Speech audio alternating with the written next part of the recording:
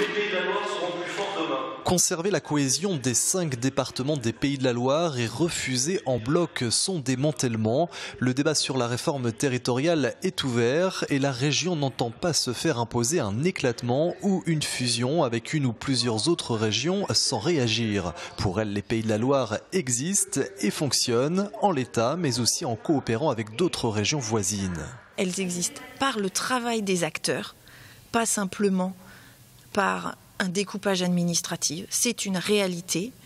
Et en plus de tout ça, aujourd'hui, l'ensemble des acteurs, unanimement, veut conserver ce dynamisme qui a été fait parce qu'il porte ses fruits. Pour autant, et parce qu'il faut une nouvelle organisation territoriale en France, l'idée d'un rapprochement Bretagne-Pays de la Loire est lancée.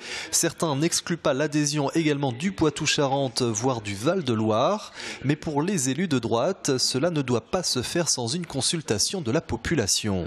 Il faut un référendum, il faut consulter les habitants de la région pour leur demander ce qu'ils souhaitent pour l'avenir de leur propre région. On ne peut pas, aujourd'hui, au XXIe siècle, tout décider d'en haut, tout décider de Paris. Alors référendum ou pas, le président du conseil régional n'y est pas opposé, mais cette session extraordinaire a en tout cas permis de fédérer au-delà des clivages autour de l'avenir des Pays de la Loire. C'est quand même la réalité qu'il y a, je dirais, un plaisir pour les acteurs du territoire qui se sont exprimés dans la diversité, à travailler ensemble, à être ensemble. C'est un marqueur de la région des Pays de la Loire.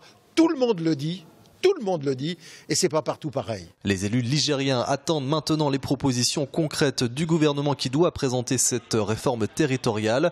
Puis le conseil régional se prononcera par un vote à l'automne prochain.